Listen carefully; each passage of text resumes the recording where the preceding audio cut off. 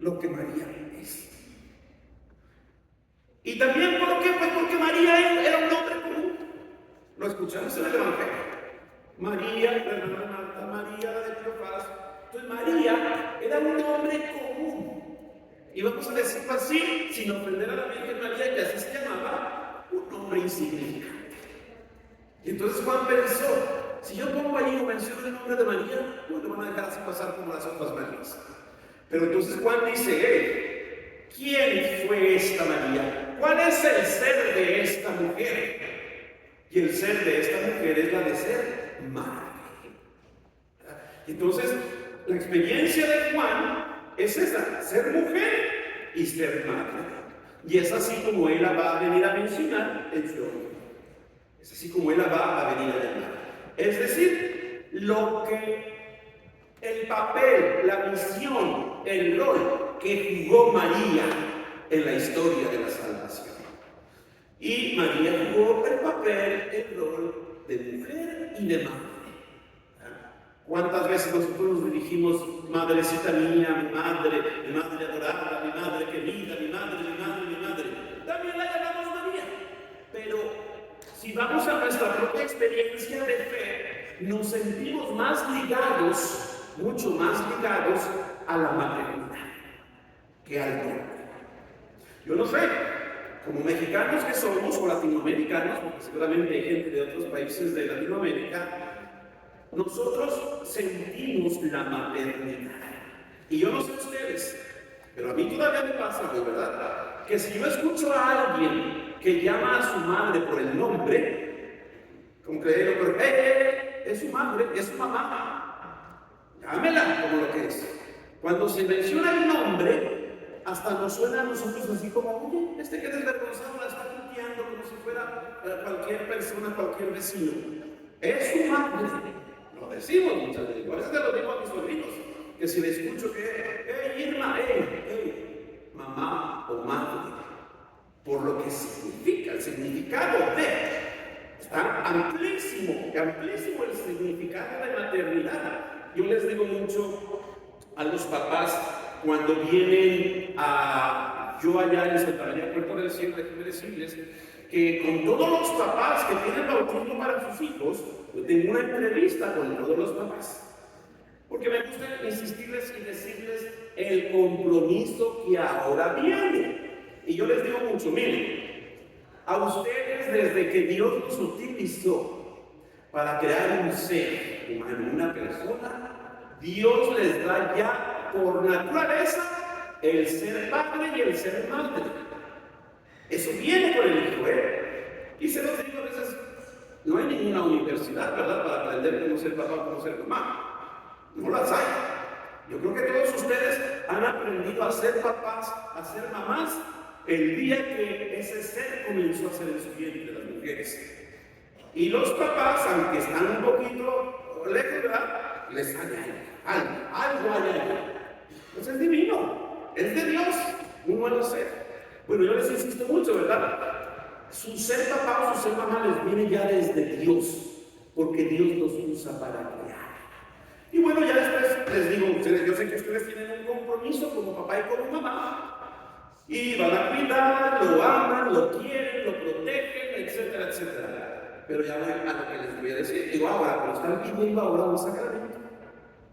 Y el pedir un sacramento, déjenme decirles que ya no es solamente un compromiso humano, ya no es solamente un compromiso de papá o un compromiso de mamá, es un compromiso con Dios. Porque en el bautismo Dios va a declarar, este niño, esta niña, eres mi hijo muy amado. Y ustedes, papás y los padrinos, se comprometen a ayudar a que ese niño siga siendo el hijo amado de Dios. Entonces yo les insisto mucho en ese compromiso, ¿verdad? Ahora, ¿saben ustedes lo que pasa, verdad? El mes pasado yo tuve 11 bautismos en mi parroquia, hispanos, y de estos 11 solo una pareja era casada por la iglesia. Y es ahí donde yo les digo y les insisto, ahora el compromiso es con Dios. Y ustedes están comprometiendo a ayudar a Dios, sí, a que estos niños sigan siendo sus hijos, y eso se hace a través de la gracia. Pero resulta que ustedes están en desgracia. ¿Con qué gracia van a ayudar a su hijo a crecer? ¿Con qué gracia van a ayudar a su hijo a que sea el hijo, la hija de Dios?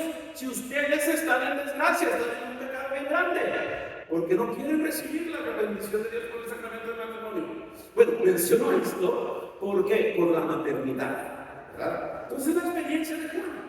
Para Juan, María no es un nombre, es una mujer cuya misión es la de ser madre. Y por eso él la va a venir a llamar así, madre, mujer y madre, ¿verdad? Y les repito, el nombre a veces dice mucho de nosotros, pero lo que somos dice más. El nombre a veces nos frenamos ahí. El nombre, pero si vamos a lo que ese nombre o esa mujer o ese hombre son, pues ahí vamos a encontrar grandísimas cosas. Si alguien dice, mi papá es Pedro, y si alguien dice, mi padre es el que me amó, el que me crea, el que me educa, el que me cuida, el que me acompaña, el que me protege, el que me protege. Fíjense todo lo que decimos con decir papá o decir mamá. Pues por eso Juan, les repito, viene a llamar a María como lo que fue y lo que es, madre. ¿Okay? Fíjense que en los dos pasajes que ya les mencioné, pues escuchamos primero, déjenme decirles lo primero. Lo primero es que solo Juan puso en diálogo a Jesús y a María. Nuevamente Lucas va a mencionar un diálogo. Lucas la presenta 13 veces, la menciona, ¿verdad? El nombre y madre. Pero el único diálogo que Lucas pone va a ser el diálogo allá en el templo, cuando Jesús, allí jugándoles una bromita, se quedó. Porque ya estaba interesado en las cosas de su padre, ¿verdad? Y entonces el único diálogo que pone Lucas entre Jesús y María, su madre: hijo, ¿por qué nos has hecho eso? ¿Por qué me buscaban? ¿No sabían que tenía que dedicarme a las cosas de mi padre? Lucas pone solamente este diálogo. Y es extraño porque Lucas menciona mucho a María. O sea, había podido tener más oportunidades, ¿verdad? Pero solamente pone una. Juan, en los dos momentos que aparece María, en las bodas de Caná, dialogan, ¿verdad? En la crucifixión no dialogan, pero le habla a su madre, ¿verdad? Cuando le dice, mujer, ahí tienes a tu hijo, hijo, ahí tienes a tu madre. Es decir, hay ese diálogo, esas palabras dirigidas a María. Y en Caná sí dialogan, sí platican, ya conocemos el hecho. Vamos para allá cada uno de nosotros. Entonces, en estos dos diálogos, vamos a decir que aunque hay un diálogo, nuestro primer punto de vista, ha sido nuestra primera reflexión es, como que son diálogos distantes, como que son diálogos no así emocionales o afectivos, cercanos. Recordemos el de las bodas de Caná, ¿verdad? Oye, hijo, ya no tienen vino. Mujer, a ti a mí qué nos importa. Esas palabras así que hablan hasta, voy a poner entre comillas, hasta como despectivo, ¿verdad? A nosotros qué nos importa. O sea, entonces son dos diálogos que pareciesen, repito, si nos vemos desde un punto de vista así como que muy literal, diálogos distantes, diálogos serios. Y en la cruz lo mismo, ¿verdad? Bueno, él está entregando a su madre, pero también es así dirigirse hasta cierto punto frío, lo voy a poner. Que no es así. No es así, porque si vamos ya al ser, o lo que dialogan, o se dice, o lo que Jesús dice de María, ahí es donde está, que es lo hermoso, ¿verdad? Entonces nos encontramos, repito, como dos diálogos distantes, que ahorita les voy a aclarar que no es así. Vamos primero pues a las bodas de Caná. Fíjense que las bodas de Caná nos dejan ver como, vamos a decirlo así, esa continuidad, es el inicio del Evangelio desde San Juan. Se realiza el primer milagro de Jesús. Es decir, el primer momento o la primera manifestación de Jesús como el Mesías, como el enviado, como el Cristo, a través de las obras milagrosas.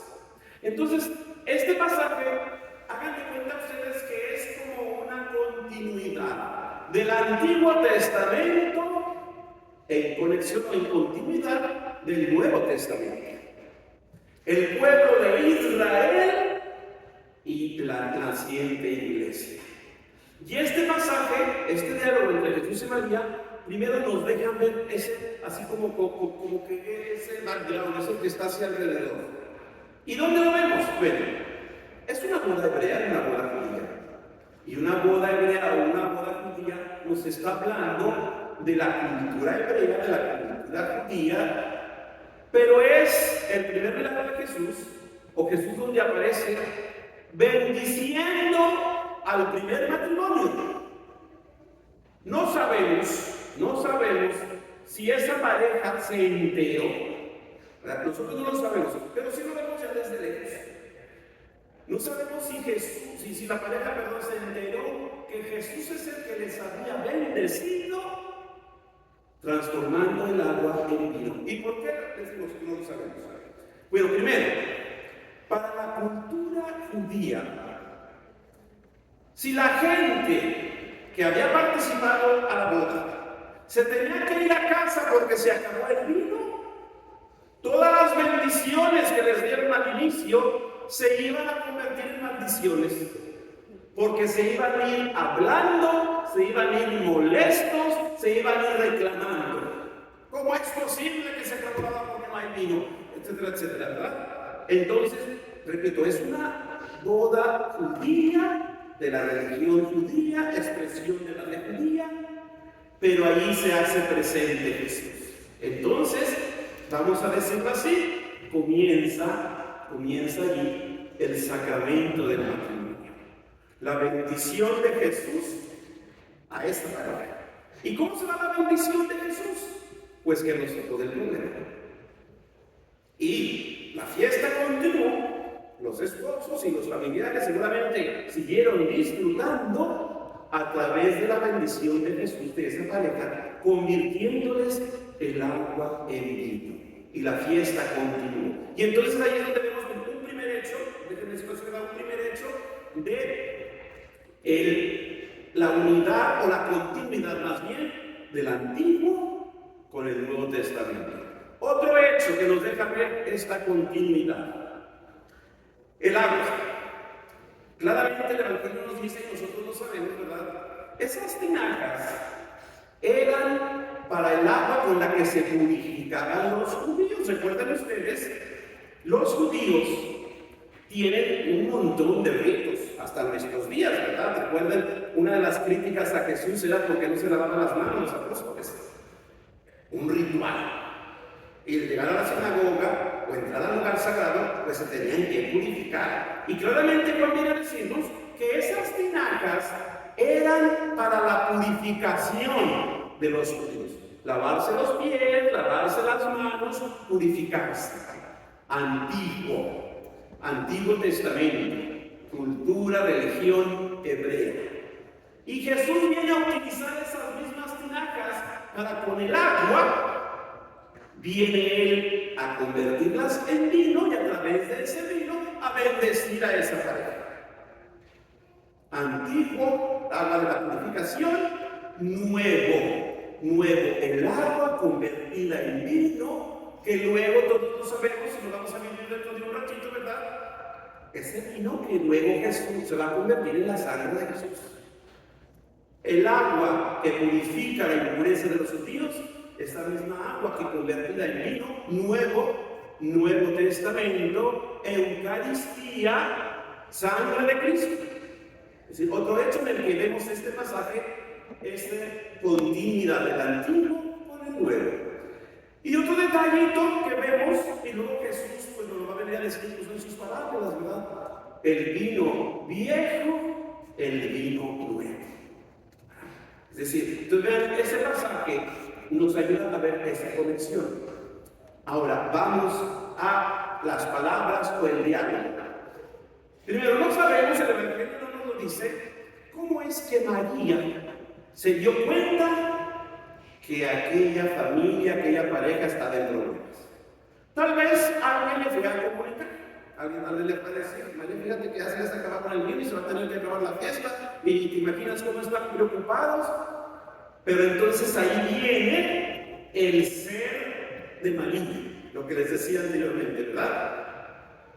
Ustedes que son mamás, ¿cuántas veces ya saben lo que está pasando con los hijos? Como mujeres, ¿cuántas veces ya saben lo que está pasando con el esposo? No necesitan decirles, El ser mujer, la feminidad, el ser madre, la maternidad, les indica que hay algo. Es otro asunto si sus hijos no se los quieren decir, ¿verdad? Y ahí hay que reflexionar. ¿Qué madre he sido?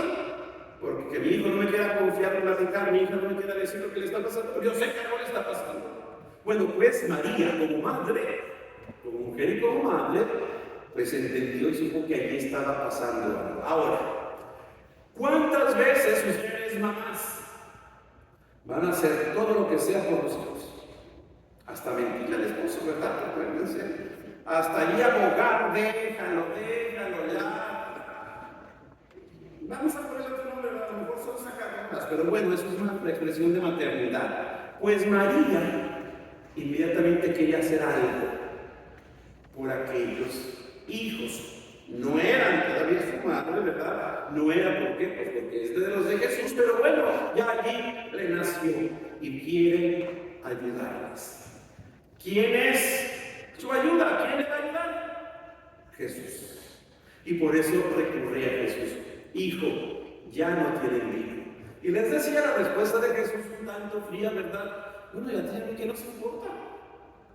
Sin embargo, la mamá, nuevamente, ese sentimiento materno, esa sensibilidad materna, esa intuición materna, hagan lo que les diga. Hagan lo que les diga. Eso, hermanos y hermanas, es lo que nos deja ver a María más como madre que como un simple nombre. Y por eso Juan le viene a dar ese título, madre y mujer. Madre y mujer, porque esa madre y esa mujer están actuando, están saliendo de ella lo que le es propio a ella. Y lo que le es propio a ella es ser madre. Y allí lo vemos bien claro, ¿verdad? Jesús le responde, a ti a mí que nos importa, hagan lo que les diga, Él les va a decir qué hacer. Y entonces ahí donde Jesús pues obra, ¿verdad? Ya como hijo de Dios. Entonces fíjense, aquí también ganamos un gran título para nosotros los cristianos, ¿verdad? El título de intercesora, el título de mediadora, que recurrimos a ella para que ella recurra a Jesús. Y en nuestra vida de fe, en nuestra teología, en nuestra mariología, pues así la vemos, la intercesora, la mediadora, porque es ella la que le dice a Jesús que hagan lo que les diga. Pero aquí hay otro detalle hermoso, fíjense. Es la madre y Jesús le dice a los sirvientes, hagan lo que Él les diga. La filiación de Jesús con su madre. ¿Recuerdan ustedes lo que Dios viene a decir de este Jesús? No en Juan, porque Juan no nos habla del bautismo, pero Juan sí nos presenta la transfiguración. Los evangelios sinópticos que nos hablan del bautismo, recuerdan ustedes las palabras que se escucharon de Dios. Este es mi Hijo muy amado, escúchenlo. Es decir, hagan lo que Él les diga, el Padre, ¿verdad? Y la obediencia de Jesús a su Padre. Dios mismo es el que está diciendo, escúchenlo. Es decir, hagan lo que Él les diga. Y luego Jesús nos va a venir a decir muchas cosas. Otro asunto es si cumplimos lo que Jesús nos dice, ¿verdad? Si le obedecemos. ¿Qué nos va a venir a decir Jesús? Ámense los unos a los otros. ¿Qué nos va a venir a decir Jesús? Perdónense. Y no solamente 7 veces, 70 veces siempre. ¿Qué nos va a venir a decir Jesús? Amen a sus enemigos. Oren por los que los persiguen y calumnian. ¿Qué nos va a venir a decir Jesús? Tuve hambre y me diste de comer. Tuve sed y me diste de beber. Estuve desnudo y me vestiste. Estuve cancelado y enfermo y me visitaste. Fíjense todo lo que Dios viene a decirnos. Hagan lo que Él les diga. Hermanos y hermanos, si estamos haciendo lo que Jesús nos dice, el Padre nos lo encomienda, se lo encomendó a Él y a nosotros, que hagamos lo que Él nos dice. Yo espero que sí. Yo espero que sí. Yo sé que el Ministerio Apostolado Guadalupano son unos cristianos católicos comprometidos en su iglesia, en su parroquia, en el comité guadalupano y en toda la iglesia. Así que yo sé que sí. No digo más. Entonces, hermanos y hermanas, hagan lo que Él les diga. Jesús escucha la voz del Padre, ¿verdad? Escúchenlo a Él. Bueno, pues ahí está la paternidad de Dios hacia su Hijo. María, hagan lo que Él les diga. Y Jesús les dijo, ¿verdad? Bueno, traigan, llenen estas tinajas de acá. Porque ahí vendrán muchas cosas más maravillosas, ya sabemos. Pero este punto también lo tenemos que reflexionar desde esa maternidad. Desde esa la mujer que es madre. Y que ella también nos dice que hagamos lo que su Hijo Jesús nos dice. Y aquí repito lo que ya les dije de cuando Dios Padre dice, escúchenlo. Es decir, que hagamos lo que Él nos dice. Entonces ahí hay una obediencia al Padre Dios, porque ahí Jesús está cumpliendo la misión que va a ir hasta la cruz. ¿Verdad? Hasta la cruz se va a cumplir Jesús su misión. Y nuevamente Jesús obediente a la madre, convirtiendo esa agua en vino. Pues vean, hermanos y hermanas, qué maravilloso, ¿verdad? Y qué riqueza tenemos allí en esos pasajes.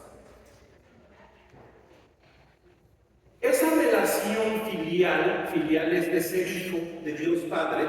Y fíjense aquí nuevamente, el que nos presenta la filiación divina de Jesús hacia Dios Padre es Juan. ¿Cuántas veces, yo la verdad que ni las sé yo mismo, ¿verdad? Solamente les quiero decir que cuántas veces y cómo continuamente escuchamos en el Evangelio de Juan a Jesús. Mi Padre y yo somos solo. Nadie conoce al Padre, así me dijo. Yo hago lo que me dijo mi Padre. El Evangelio de Juan es el Evangelio donde Jesús nos grita quién es su Padre. Y diciéndonos, gritándonos quién es su Padre, nos habla de la relación con ese Padre.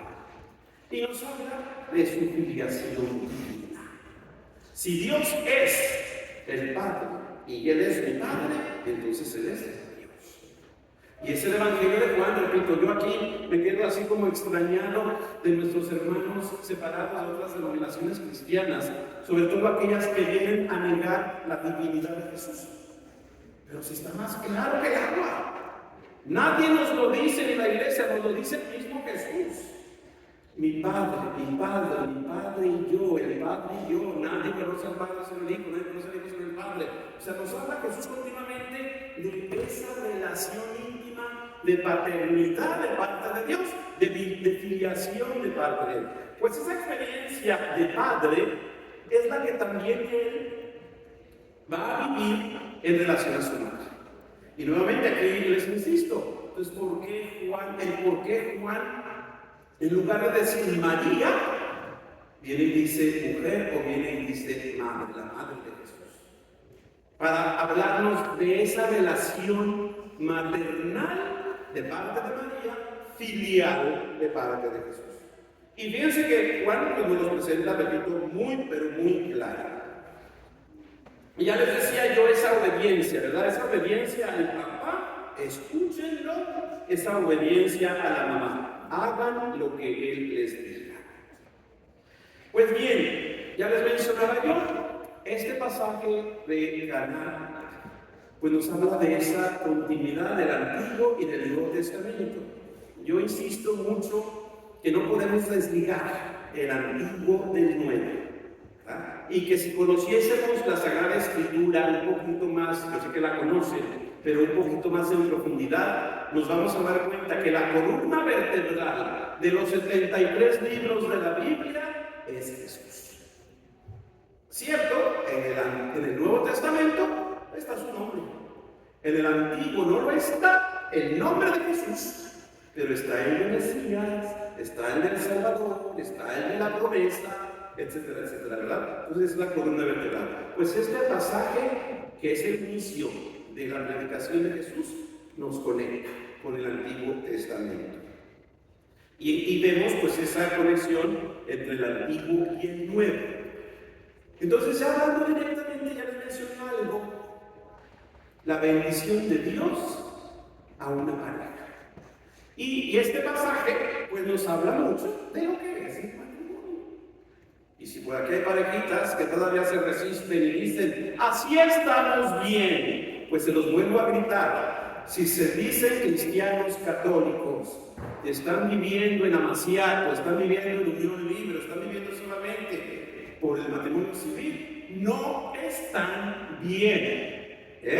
Y este pasaje del Evangelio nos lo dice muy, pero muy claro. Y para esos que dicen, así estamos bien, muchas parejas cuando se casan luego se separan. Que a ustedes no les importen las otras parejas. A ustedes que les importe su pareja, que falta que esa agua se convierta en vino. Porque ahí está la gracia de Jesús, la gracia de Dios. Y ahí está la bendición de Dios. Entonces, claramente este pasaje también nos viene a hablar de la importancia, de la belleza, de la riqueza del sacramento del matrimonio o del sacramento bendecido por Jesús. La presencia de Jesús en esa pareja no fue solamente ese día que les convirtió el agua en vino.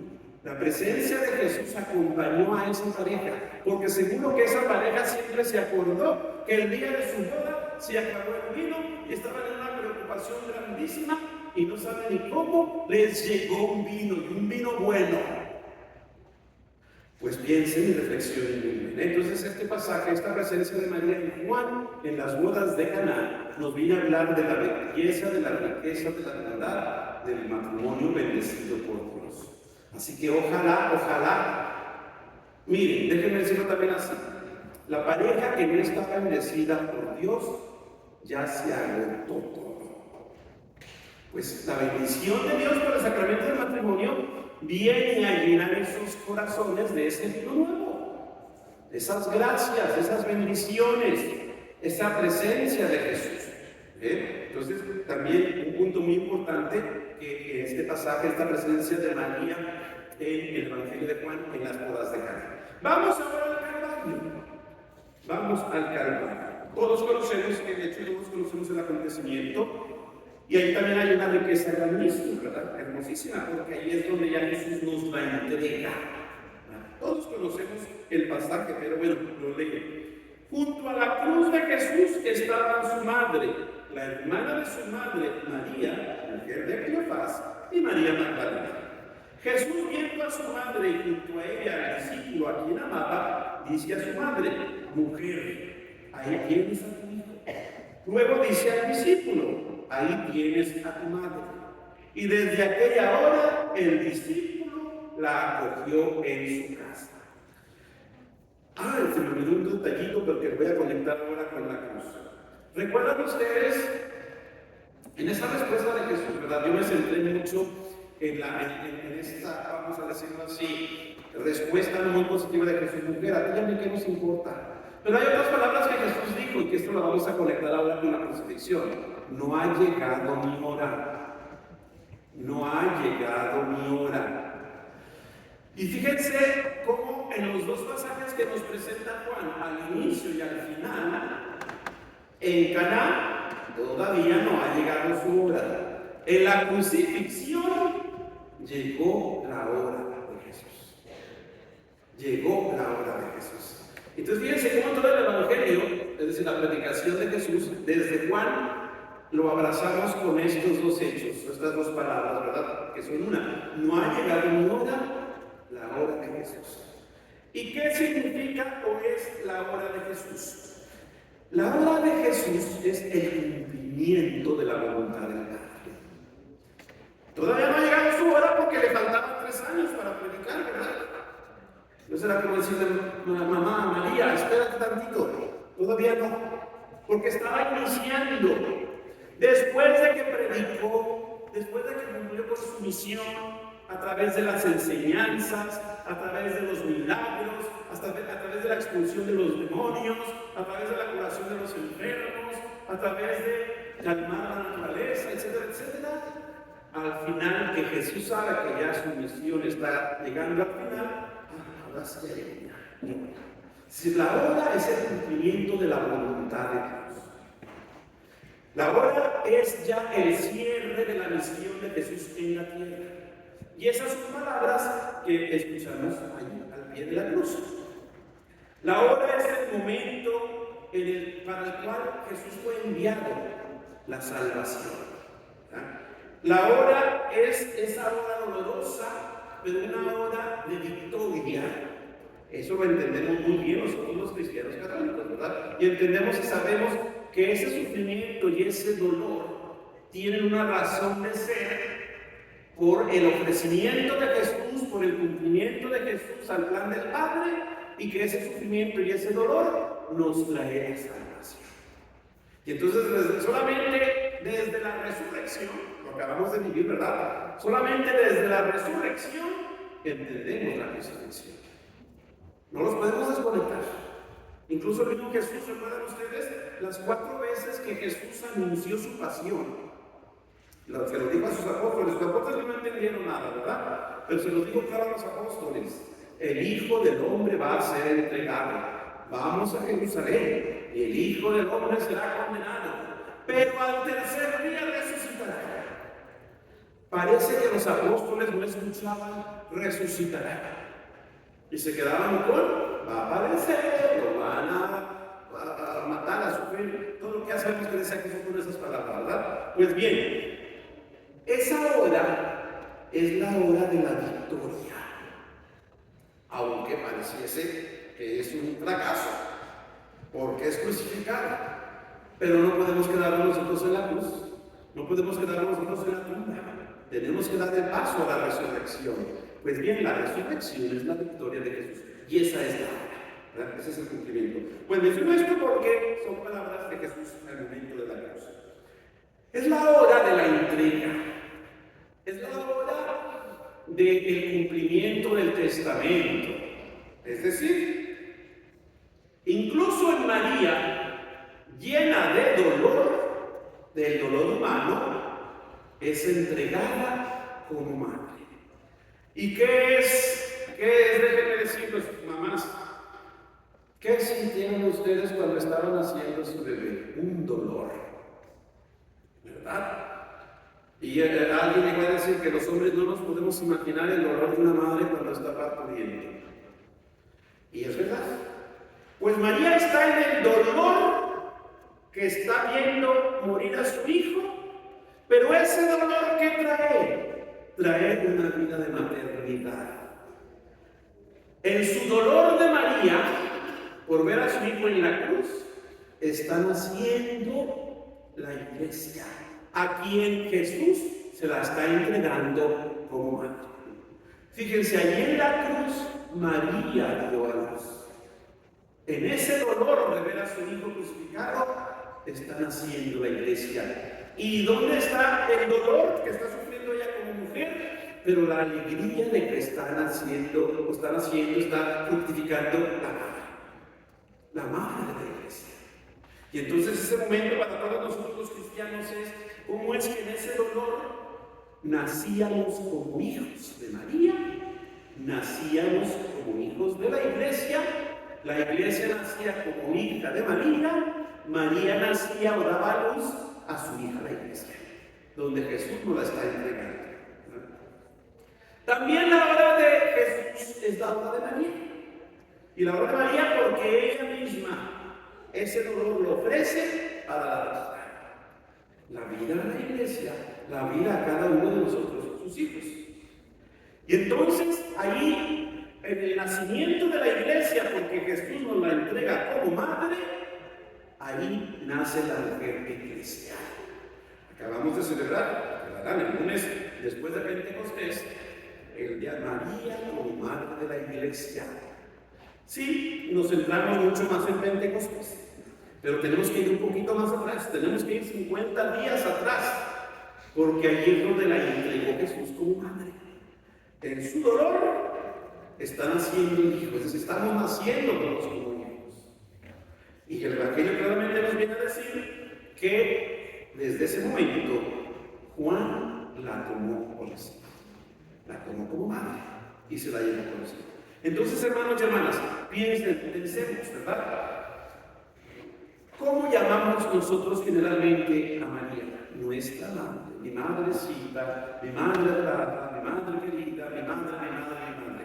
Pues pensemos en la riqueza y la belleza de ese pasaje de Juan allí en la cruz, porque allí es donde nos la entregó como madre, allí es donde ella sufrió el parto de nosotros sus hijos. Ahí se da, allí en la cruz. ¿Qué le vino a decir María a Juan Diego? Lo acabamos de escuchar en los misterios guadalupanos, ¿verdad? ¿No estoy yo aquí que soy tu madre? Vean, ya como mexicanos guadalupanos, esas palabras las tenemos que llevar con nosotros, ¿eh? ¿No estoy yo aquí que soy tu madre?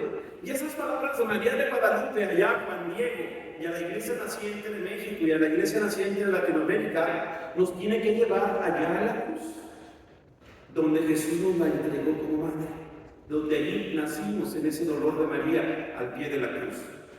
Pues bien, nuestro guadalupanismo, nuestra espiritualidad guadalupana, claramente María se presenta como madre. Madre del verdadero Dios por quien se vive. Madre de Jesús. Y al ser la madre de Jesús, la madre de Dios. Maternidad que no ya sabemos, ¿verdad? El concilio de Éfeso del 431 viene y proclama, viene y declara, viene y nos dice, oigan, es un pecado si nosotros no consideramos y creemos a María como madre de Dios. Pues claro, el mismo Dios ahí la entrega, ¿verdad? Nos la da.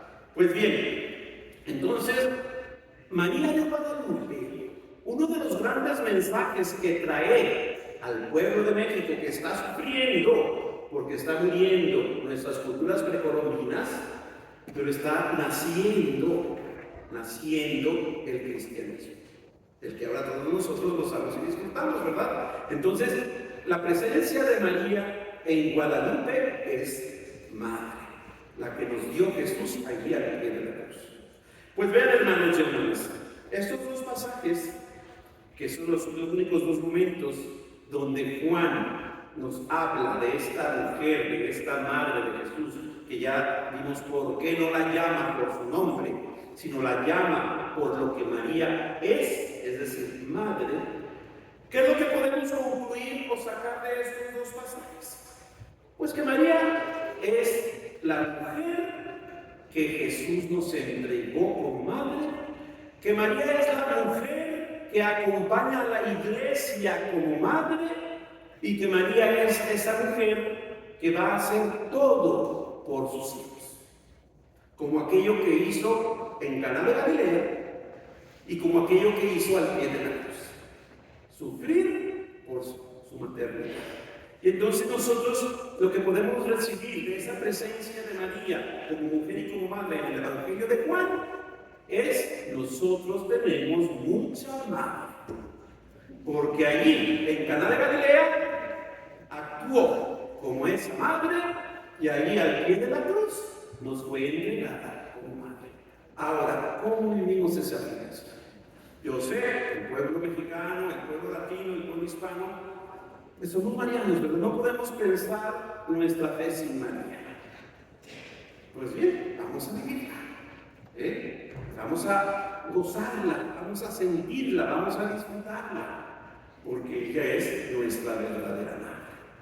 En el nombre del Padre, y del Hijo, y del Espíritu Santo. Amén. Pues bien, hermanos y hermanas, ya terminamos hoy los 4 evangelios. Y ya recuerden ustedes esa presencia de María en los 4 evangelios. Como se nos decía yo al inicio, no necesitamos más. No necesitamos más pasajes, no necesitamos más momentos. Con lo que Jesús nos da de su madre en los evangelios es suficiente para descubrir, para vivir, para sentir quién es María. El próximo mes, un pasaje hermosísimo, ¿verdad? Porque los Hechos de los Apóstoles pues solamente hablan de María en Pentecostés. Así que ya les anuncio, ¿verdad? Lo que vamos a ver el próximo mes. La presencia de María en los Hechos de los Apóstoles, Y esa presencia se dio allí en Pentecostés. Pues ya reflexionaremos en ese momento. Ahora nos vamos a ir preparando para nuestra Eucaristía, para darle gracias a Dios por esa madre, por esa mujer que el Señor nos dio. Y qué mejor manera de darle gracias aquí en el altar. Entonces nos vamos a preparar para la Eucaristía. Los de los estandartes se van preparando allá atrás, ¿no?